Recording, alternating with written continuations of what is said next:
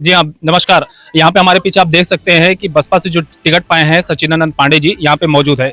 यहाँ पे हमें ये जानकारी मिली है कि राम प्रकाश पांडे जी की मौत हो गई है। वो उन्हीं को संवेदना देने के लिए जो है वो यहाँ परसवा गांव में पहुंचे हैं। उन पूरे प्रकरण के बारे में जानकारी लेते हैं, इनसे ही बात करते हैं। सर, यहाँ परसवा गाँव में राम प्रकाश पांडे जी की जो है कल रात में एक मृत्यु हो गई है। क्या मामला है सर? उस प्रकरण में आप क्या कहना चाहेंगे? देखिए, जो मामला है, अगर आपको एग्जैक्ट मामला समझना है तो पहले प्रधान जी से बात कीजिए। इस गांव के प्रधान जी हैं ये। प्रधान जी, जो मामला था आप साफ साफ बताएं, निरपेक्ष होकर बताएं क्या मामला। प्रधान जी, क्या मामला है? मामला ये था, होली के दिन का मामला था। होली को दारू पी के लोग झगड़ा किए उसमें, जिसमें झगड़े में पांडे जी के चोट लगी।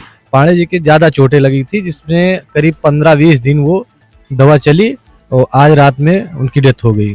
जिसमें हम लोगों ने जब जाना तो उसके बाद गए वहाँ उनके घर पे, तो देखे पांडे जी की चोट आज मतलब एक्सपायर हो गए थे।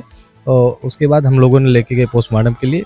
हाँ, पोस्टमार्टम की लाश गई। जब मारपीट हुई तो क्या आप पीड़ित के घर वालों के द्वारा जब प्रार्थना पत्र संबंधित चौकी या थाने पे दिया गया था कि नहीं दिया गया था। क्या आप किन बातों को लेकर जो चौकी पे आप लोग नहीं गए? जैसे कि आप सर्विस सरबराह है, ग्राम प्रधान है। नहीं, हमने कहा तो उन्होंने लोगों ने कहा कि हम दवा कराएंगे, इनकी जितनी होगी दवा। ये लोग दवा करा रहे थे अपने घर पे ले जाके। तो रात में इसका किस प्रकार से निधन हुआ, कहाँ पर थे वो? जो श्रीवास्तव जी थे, उन्हीं के घर पे वो थे, वहीं उनकी डेथ हुई है। उसके बाद उनकी लाश उनके घर लेके आए जहाँ उनका आवास था। हाँ, तो उसके बाद हम लोग पोस्टमार्टम के लिए लेके गए। हम लोगों को ये जानकारी भी मिल रही है कि आनंद फानम ने उसका देह संस्कार करने के लिए अंतिम संस्कार की पूरी प्रक्रिया जो है वो कर ली गई थी। उसके बारे में आप क्या कहना चाहेंगे? प्रक्रिया जो थी, लकड़ी का इंतजाम हो गया था। हाँ, बांस वगैरह कट गया था, जिसमें प्रशासन को हम लोगों ने अवगत कराया। प्रशासन है उस पर क्या कहते हैं, पोस्टमार्टम के लिए उन्होंने भेजा था। उत्पीड़न तो हो ही रहा है, कोई समाज हो, कोई जात हो, जात धर्म से कोई मतलब नहीं है। लेकिन जो चीज़ ये हुई घटना, ये बहुत निंदनीय थी। इसके लिए हम लोग अपनी तरफ से क्या नाम है प्रधान जी आपका? रविंद्र यादव, कौन से ग्राम सभा के प्रधान? परसवा। पीड़ित का नाम क्या है? पीड़ित का नाम है राम प्रकाश पांडे, जो एक्सपायर हुए हैं। उनका लड़का है एक छोटा। हाँ। अच्छा, मारने में कौन कौन लोग थे वहाँ पे?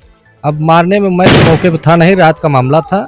आपको जानकारी तो मिली होगी ना? जानकारी उनके लड़का बताया कि 3 लोग जो मारे थे, 2 लोग छुड़ा रहे थे। क्या क्या नाम था उन लोगों का? जो एक है राहुल सिंह, दूसरा है क्या कहते हैं अतुल श्रीवास्तव, तीसरा मुकेश, और एक है जो छुड़ाने में थे कृष्णदेव को, लड़का नाम नहीं आ रहा है। और एक था वो उनका शिव भवन का भतीजा था। ये 2 लोग छुड़ा रहे थे और ये कह रहे थे 3 लोग मारे। क्या पीड़ित के द्वारा जो है आज जो उनकी मृत्यु हो गई है रात में, तो क्या प्रार्थना पत्र जो संबंधित थाने में दिए गए? प्रार्थना पत्र उस संबंध में तहरीर नहीं दी गई, जिसमें तहरीर दी गई है कि सिर्फ पोस्टमार्टम हो जाए। उसमें कोतवाल साहब ने बोला कि पोस्टमार्टम आने के बाद रिपोर्ट, तब FIR दर्ज की जाएगी। चलिए ठीक है। ये हमारे सामने ग्राम प्रधान थे। अभी हमारे साथ में जो खड़े हैं ये बसपा से टिकट पाए हुए सचिनानंद पांडे जी। मैंने इन्हीं से पूरा मामले की जानकारी लेना। सर, स्वागत है आपका हमारे चैनल पे। जी, धन्यवाद। सर, आज जो है रात में जो है राम कुमार पांडे जी का जो है सर असामयिक निधन हो जाता है, उस मामले में आप क्या कहना चाहेंगे सर? देखिए, बहुत दुखद घटना है कि यहाँ इसी गांव इसी पूर्वे में जो है, बगल में आपका वो पूर्वा लगता है, जैसा कि मुझे सूचना मिली कि वहाँ पे कुछ अराजक तत्वों ने, है ना, उन्होंने इतना मारा कि उनकी हालत आप समझ ले बिल्कुल अधमरे हो गई। 3-4 दिन ले जाके उन्हीं में से एक ने अपने घर पे दवाई भी करवाई है, ठीक है। और उसके बाद आज जब उनकी मृत्यु हो गई तो कल रात में उन्होंने उनके आवास पे छोड़ के चले गए। तो जहाँ तक मैं समझता हूँ, अगर उनका कोई कसूर था तो हमारे पास संविधान है, नियम है, कानून है ना। तो आप खुद कानून हाथ में ना लेके, आप नियम कानून का हाथ आप जो है पालन करते। थाना थे, पुलिस थी उसके लिए, बट आपने इस प्रकार से क्रूरतापूर्वक हत्या की, ये बहुत ही दुखद है और मैं इसका खंडन करता हूँ।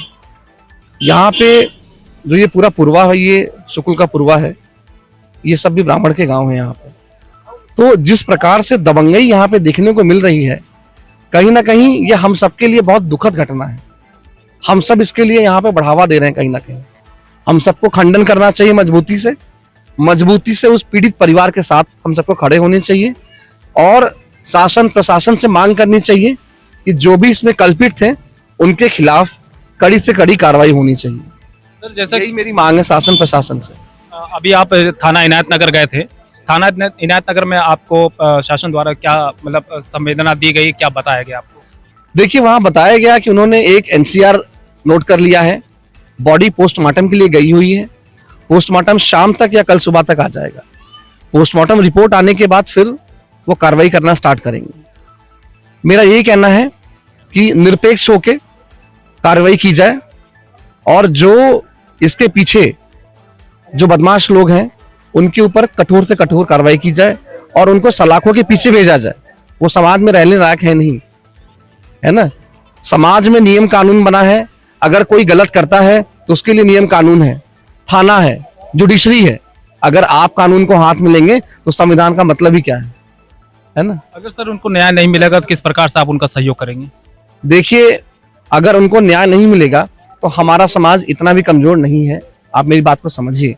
हमारे पास आगे एसएसपी तक हम जाएंगे, आईजी तक जाएंगे और जरूरत पड़ी तो मुख्यमंत्री तक जाएंगे, है ना। हम सब लोग जाएंगे, ठीक है। लेकिन मुझे पूरा विश्वास है, कानून है, नियम है, समाज में सब लोग मिलके, जो वहां पे दुष्ट लोग हैं, जो वहां पे अराजक तत्व है, उनको कठोर से कठोर सजा मिलेगी। मुझे विश्वास है अपने कानून में, मुझे तो विश्वास है, बाकी आप लोग समझदार हैं। देखिए बहुत दुखद है, मैंने भी प्रधान जी से पूछा कि उस गांव का क्या माहौल है, बॉडी लेने कोई गया नहीं गया, तो मुझे बताया गया कि इतने दबंग हैं वो लोग, 20-22 घर हैं, इतने दबंग हैं कि वहां किसी ने हिम्मत नहीं की जाने की।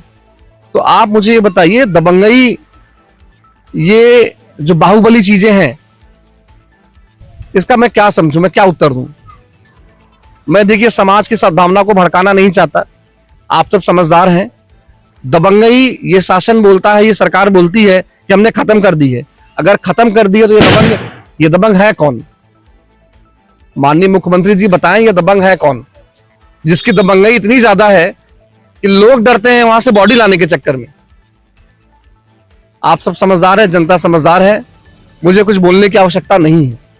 अगर ये दबंगई खत्म हो गई है, गुंडे माफिया खत्म हो गए, तो ये सब लोग क्या कौन है, कहां से आए ये लोग और समाज में क्या कर रहे हैं?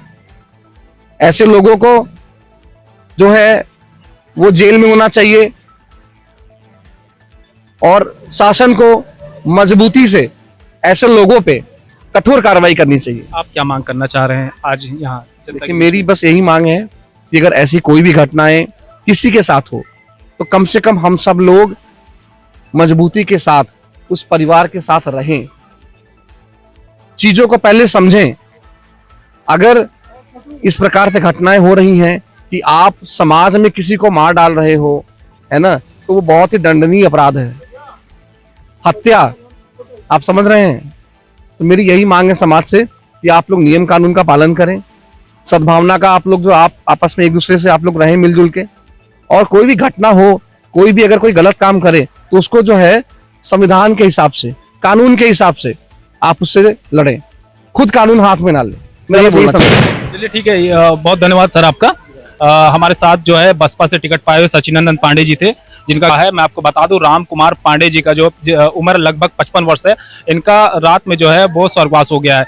यहाँ ग्रामीणों का ये कहना है कि होली के समय जो है, होली के समय इनसे कुछ लोगों ने, ग्राम सभा के लोगों द्वारा जो है मारपीट की जाती है, जिसके द्वारा जो है उसका स्वास्थ्य जो है वो खराब होता है। इन्हीं वजह से जो है उनका कल जो है स्वर्गवास हो जाता है। फिलहाल आपकी इस खबर के बारे में क्या राय है, कृपया अपनी राय को कमेंट बॉक्स में जरूर दें। कैमरामैन शर्मा के साथ मैं महसन, अयोध्या।